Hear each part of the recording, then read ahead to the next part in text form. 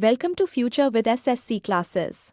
आज के इस वीडियो में हम एसएससी सीजीएल और सीएचएसएल की तैयारी करेंगे और इस चैनल पे एसएससी जीडी की भी क्लासेस चलती है, आप उसका प्लेलिस्ट देख सकते हैं। चलिए देखते हैं आज का क्वेश्चंस। किस राज्य केंद्र शासित प्रदेश की सरकार ने देशभक्ति बजट पेश किया है? Which state UT government has presented a patriotic budget? A. Delhi, B. Uttarakhand, C. Uttar Pradesh, D. Jammu और कश्मीर। इसका सही जवाब है दिल्ली। चलते हैं अगले क्वेश्चन पे। 500 अंतर्राष्ट्रीय मैच खेलने वाले दुनिया के 10वें क्रिकेटर कौन बने? Who became the 10th cricketer in the world to play 500 international matches? A. Virat Kohli, B. Rohit Sharma, C. Hardik Pandya, D. Shubman Gill. इसका सही जवाब है विराट कोहली। भारतीय क्रिकेट के दिग्गज विराट कोहली ने 500 अंतर्राष्ट्रीय मैच खेलने वाले इतिहास के 10वें क्रिकेटर बनकर एक महत्वपूर्ण उपलब्धि हासिल की। चलते हैं अगले क्वेश्चन पे। बौद्ध संघ में सम्मिलित होने के लिए न्यूनतम आयु सीमा कितनी थी? What was the minimum age limit to join the Buddhist Sangha? ए. 15 वर्ष, बी. 18 वर्ष, सी. 12 वर्ष, डी. 21 वर्ष। इसका सही जवाब है 15 वर्ष। बौद्ध संघ के बारे में और कुछ बातें। बौद्ध संघ में शामिल होने के लिए न्यूनतम आयु सीमा 15 वर्ष थी। हालांकि गौतम बुद्ध के समय में यह आयु कम से कम 8 वर्ष थी। बुद्ध की मृत्यु के बाद इसे बढ़ाकर 15 वर्ष कर दिया गया। चलते हैं अगले क्वेश्चन पे। भारत में बंबई में कताई मिल के रूप में पहली कपास मिल किस वर्ष स्थापित की गई थी? In which year was the first cotton mill established in India as a spinning mill in Bombay? A. 1852, B. 1853, C. 1854, D. 1851। इसका सही जवाब है 1854। कपास मिल के बारे में और कुछ बातें। भारत में बंबई में पहली कपास mill Bombay spinning and weaving company 7 जुलाई 1854 को स्थापित की गई थी। इसकी स्थापना कावसजी नानाभाई डावर ने की थी। यह मिल ताड़देव में स्थापित की गई थी। सर विलियम फेयरबेयर ने इस कंपनी को डिज़ाइन किया था और साल 1856 में यहां उत्पादन शुरू हुआ था। भारत में कपास आधारित कपड़ा उद्योग कृषि पर आधारित सबसे बड़ा उद्योग है। भारत में पहली सूती मिल कोलकाता के पास फोर्ट ग्लोस्टर में साल 1818 में स्थापित की गई थी। चलते हैं अगले क्वेश्चन पे। इनमें किस नदी का उद्गम भारत में नहीं होता है? Which of these rivers does not originate in India? A. Ganga, B. Yamuna, C. Godavari, D. Brahmaputra. इसका सही जवाब है ब्रह्मपुत्र। ब्रह्मपुत्र के बारे में और कुछ बातें। यह नदी तिब्बत में मानसरोवर झील के पास चेनायुडांग ग्लेशियर से निकलती है। तिब्बत में इसे सांगपो के नाम से जाना जाता है। यह भारत की दूसरी सबसे बड़ी नदी है और इसकी लंबाई लगभग 2900 किलोमीटर है। चलते हैं अगले क्वेश्चन पे। मुल्तान क्रिकेट स्टेडियम इनमें से किस देश में स्थित है? Multan cricket stadium is located in which of the following countries? A. Afghanistan, B. Pakistan, C. संयुक्त अरब अमीरात, डी. बांग्लादेश। इसका सही जवाब है पाकिस्तान। मुल्तान क्रिकेट स्टेडियम के बारे में और कुछ बातें। मुल्तान क्रिकेट स्टेडियम पाकिस्तान के मुल्तान शहर में स्थित है। यह पाकिस्तान का दूसरा सबसे बड़ा क्रिकेट मैदान है। इस स्टेडियम का स्वामित्व पाकिस्तान क्रिकेट बोर्ड के पास है। यह स्टेडियम अंतर्राष्ट्रीय क्रिकेट के दोनों प्रारूपों टेस्ट क्रिकेट और एक दिवसीय अंतर्राष्ट्रीय क्रिकेट की मेजबानी करता है। चलते हैं अगले क्वेश्चन पे। सिंधु घाटी की सभ्यता के लोगों का मुख्य व्यवसाय क्या था? What was the main occupation of the people of Indus Valley Civilization? A. व्यापार, बी. पशुपालन, सी. शिकार, डी. कृषि। इसका सही जवाब है कृषि। सिंधु घाटी के बारे में और कुछ बातें। सिंधु घाटी सभ्यता के लोगों का मुख्य व्यवसाय कृषि था। सिंधु घाटी सभ्यता के लोगों की मुख्य फसलें थीं गेहूं, जौ, चावल, खजूर, सरसों और कपास। सिंधु घाटी सभ्यता के लोग पत्थर, धातुओं, सीप और शंख का व्यापार करते थे। सिंधु घाटी सभ्यता के लोगों ने कांस्य का निर्माण किया था। सिंधु घाटी सभ्यता के लोगों ने लेखन कला का आविष्कार किया था। चलते हैं अगले क्वेश्चन पे। क्रिप्स मिशन भारत में किस वर्ष आया था? In which year did the Cripps mission come to India? A. 1932, B. 1922, C. 1952, D. 1942। इसका सही जवाब है 1942। क्रिप्स मिशन के बारे में और कुछ बातें। क्रिप्स मिशन भारत में मार्च 1942 में आया था। इस मिशन के प्रस्तावों को भारतीय राष्ट्रीय कांग्रेस और मुस्लिम लीग ने अस्वीकार कर दिया था।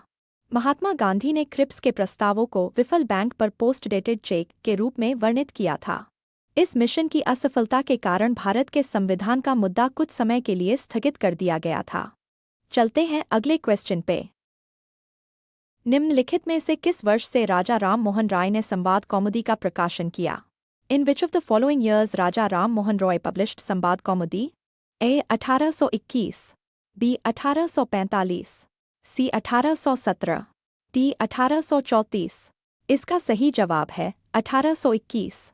संवाद कौमुदी के बारे में और कुछ बातें। राजा राममोहन राय ने साल 1821 में संवाद कौमुदी का प्रकाशन शुरू किया था। संवाद कौमुदी एक बंगाली साप्ताहिक समाचार पत्र था। यह कोलकाता से प्रकाशित होता था। यह किसी भारतीय भाषा का पहला समाचार पत्र था। यह एक सुधारवादी पत्र था। इस पत्र ने सती प्रथा के खात्मे के लिए अभियान चलाया था। हालांकि इस पर राजा राममोहन राय का स्वामित्व था, लेकिन यह समाचार पत्र भवानीचरण बंदोपाध्याय के नाम से प्रकाशित होता था। राजा राममोहन राय को भारतीय पुनर्जागरण का पिता कहा जाता है। चलते हैं अगले क्वेश्चन पे। असिकनी, जो सप्तसिंधु का एक हिस्सा थी, वर्तमान समय में निम्नलिखित में से किस नदी का नाम है? आसिकनी, which was a part of Saptasindhu, is the present-day name of which of the following rivers? A. Jhelum, B. Byas, C. Chenab, D. Ravi। इसका सही जवाब है चिनाब। अस्किनी नदी के बारे में और कुछ बातें। अस्किनी, जो सप्तसिंधु का एक हिस्सा थी, वर्तमान समय में चिनाब नदी का नाम है। ऋग्वैदिक काल में चेनाब नदी को अस्किनी के नाम से जाना जाता था। चिनाब नदी पंजाब क्षेत्र की 5 प्रमुख नदियों में से एक है। यह भारत और पाकिस्तान से होकर बहती है। इसका निर्माण 2 प्रमुख जलधाराओं चंद्रा और भागा के संगम से हुआ है। चलते हैं अगले क्वेश्चन पे। भारतीय संविधान का कौन सा अनुच्छेद जीवन और व्यक्तिगत स्वतंत्रता के संरक्षण से संबंधित है? Which article of the Indian Constitution deals with protection of life and personal liberty? A. अनुच्छेद 19, B. अनुच्छेद 21, C. अनुच्छेद 20, D. अनुच्छेद 22।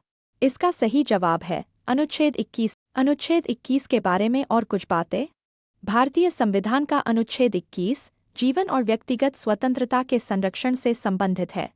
यह अनुच्छेद कहता है कि किसी भी व्यक्ति को उसके जीवन या व्यक्तिगत स्वतंत्रता से वंचित नहीं किया जा सकता, सिवाय कानून द्वारा स्थापित प्रक्रिया के तहत।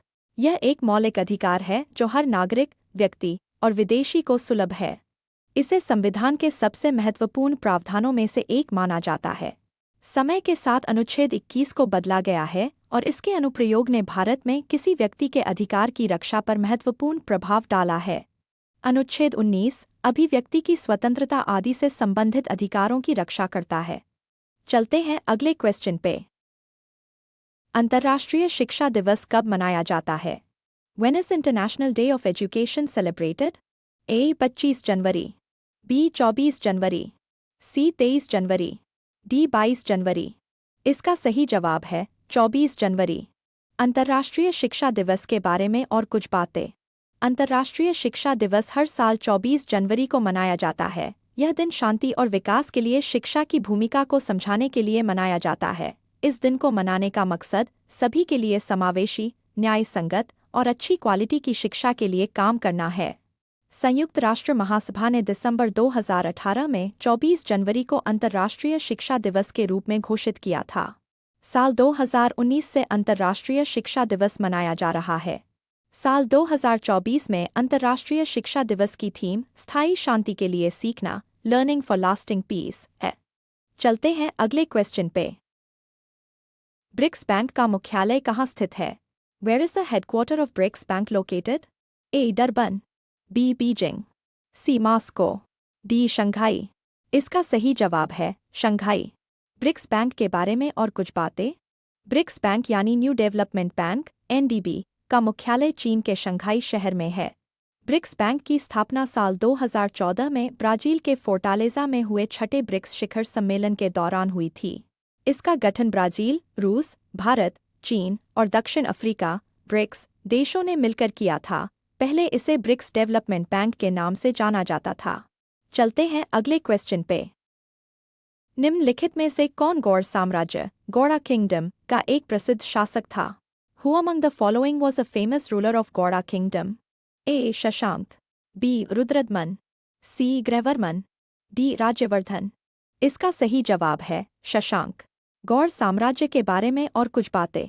गौड़ साम्राज्य के प्रसिद्ध शासक शशांक थे। शशांक बंगाल क्षेत्र में एकीकृत राज्य व्यवस्था का पहला स्वतंत्र राजा थे। उन्होंने 7वीं शताब्दी में शासन किया। शशांक के शासनकाल के दौरान गौड़ा साम्राज्य की राजधानी कर्णसुवर्ण या कर्णसुबर्णा थी। शशांक ने हिंदू धर्म, कला और संस्कृति के संरक्षण में अहम भूमिका निभाई। शशांक ने जारी किए गए सिक्के पर एक तरफ हिंदू देवता शिव को और दूसरी तरफ समृद्धि की देवी लक्ष्मी को दिखाया गया है। गौड़ साम्राज्य की उत्पत्ति 4वीं शताब्दी ईस्वी या संभवतः उससे पहले बंगाल के गौड़ा क्षेत्र में हुई थी। गौड़ क्षेत्र को गौर और जनताबाद के नाम से भी जाना जाता है। चलते हैं अगले क्वेश्चन पे। द हंग्री टाइड पुस्तक निम्नलिखित में से किसने लिखी है? Who among the following has written the book The Hungry Tide? A. Ruskin Bond, B. Amitav Ghosh, C. R.K. Narayan, D. Mulk Raj Anand. इसका सही जवाब है अमिताव घोष।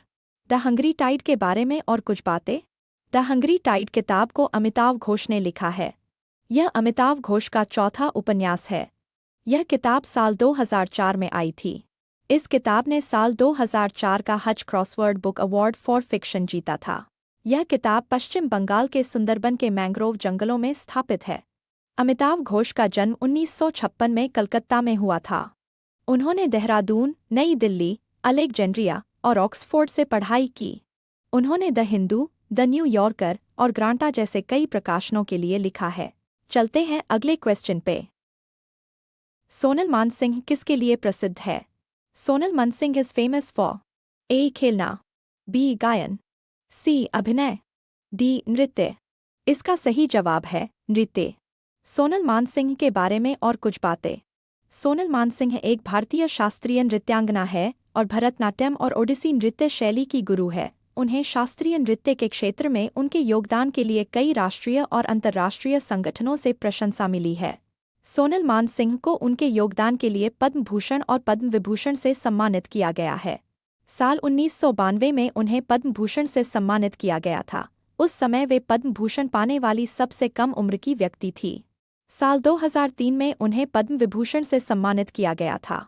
उस समय वे पद्म विभूषण पाने वाली पहली भारतीय महिला नर्तक थी। चलते हैं अगले क्वेश्चन पे। अबोर किस राज्य की प्रमुख जनजाति है? Abeya is the major tribe of which state? A. Arunachal Pradesh, B. Andaman Nicobar, C. Sikkim, D. Tamil Nadu. इसका सही जवाब है अरुणाचल प्रदेश। अबोर अरुणाचल प्रदेश की प्रमुख जनजाति है। अरुणाचल प्रदेश में रहने वाली कुछ और प्रमुख जनजातियां ये हैं: आका, अपतानी, निशी, तागिन, गालो, खामपति, मिशमी, मोम्बा, मोनपा, शेडुकपेन, सिंगाफो। भारत में सबसे बड़ी जनजाति भील है। साल 2011 की जनगणना के मुताबिक भील जनजाति भारत की कुल अनुसूचित जनजाति आबादी का करीब 38% है। भील जनजाति महाराष्ट्र, छत्तीसगढ़, गुजरात, राजस्थान, मध्य प्रदेश और त्रिपुरा में पाई जाती है। चलते हैं अगले क्वेश्चन पे। 2023 में वनडे क्रिकेट विश्व कप का कौन सा संस्करण भारत में आयोजित किया गया था? Which edition of the ODI Cricket World Cup was held in India in 2023? A. 14वां, B. 16वां, C. 13वां, D. 15वां। इसका सही जवाब है 13वां। 2023 में वनडे क्रिकेट विश्व कप के बारे में और कुछ बातें। 2023 में वनडे क्रिकेट विश्व कप का 13वां संस्करण खेला गया था। एक दिवसीय क्रिकेट विश्व कप हर 4 साल में आयोजित किया जाता है और इस प्रतियोगिता में शानदार प्रदर्शन करना किसी भी क्रिकेटर के लिए गर्व की बात होती है। चलते हैं अगले क्वेश्चन पे। वह राज्य जहां सुल्तानपुर पक्षी विहार स्थित है। The state where Sultanpur bird sanctuary is located? A. Chandigarh, B. Bharatpur, C. Gurgaon, D. Gandhinagar. इसका सही जवाब है गुड़गांव। सुल्तानपुर राष्ट्रीय उद्यान के बारे में और कुछ बातें। सुल्तानपुर राष्ट्रीय उद्यान एवं पक्षी अभयारण्य हरियाणा के गुड़गांव जिले में स्थित है, जो दिल्ली से 46 किलोमीटर और गुड़गांव से 15 किलोमीटर दूर गुड़गांव व फारुख नगर रोड पर स्थित है। सुल्तानपुर राष्ट्रीय उद्यान पेड़ों, झाड़ियों और बोगनविलिया के गुच्छों से भरा हुआ है। चलते हैं अगले क्वेश्चन पे। हर्षवर्धन की जीवनी किसने लिखी? Who wrote the biography of Harshavardhana? A. Aryabhatta, B. Kalidas, C. Shaka, D. Banabhatta. इसका सही जवाब है बाणभट्ट। बाणभट्ट के बारे में और कुछ बातें। राजा हर्षवर्धन की जीवनी संस्कृत के प्रसिद्ध कवि और लेखक बाणभट्ट ने लिखी थी। बाणभट्ट हर्षवर्धन के दरबारी कवि थे। उन्होंने हर्षवर्धन की जीवनी को हर्षचरित नाम से लिखा था। हर्षचरित संस्कृत में लिखी गई पहली ऐतिहासिक जीवनी थी। यह काव्य गद्य में लिखी गई है और 8 अध्यायों में बंटी हुई है। इसमें हर्षवर्धन के सत्ता में आने की पृष्ठभूमि का विस्तृत वर्णन है। साल 1897 में एडवर्ड बलेस कोवेल और फ्रेडरिक विलियम थॉमस ने इसका अंग्रेजी में अनुवाद किया था। बाणभट्ट को हर्षवर्धन के रचनात्मक समूह का सबसे बेशकीमती खजाना माना जाता है। उनकी कादंबरी संस्कृत में सबसे प्रसिद्ध कथात्मक रोमांटिक रचना है। चलते हैं अगले क्वेश्चन पे। निम्नलिखित में से कौन सी पुस्तक मुंशी प्रेमचंद द्वारा नहीं लिखी गई है? Which of the following books is not written by Munshi Premchand? A. Gaban, B. Godan, C. The guide, D. Mansarovar. इसका सही जवाब है द गाइड। मुंशी प्रेमचंद के बारे में और कुछ बातें। मुंशी प्रेमचंद ने द गाइड किताब नहीं लिखी है। यह उपन्यास भारतीय लेखक R.K. नारायण ने लिखा था। यह उपन्यास साल 1958 में प्रकाशित हुआ था। यह उपन्यास दक्षिण भारत के काल्पनिक मालगुडी पर आधारित है। चलते हैं अगले क्वेश्चन पे। गिद्धा नृत्य मुख्य रूप से किससे संबंधित है? Giddha dance is mainly related to A. Punjab, B. Bihar, C. Gujarat, D. Paschim Bangal. इसका सही जवाब है पंजाब।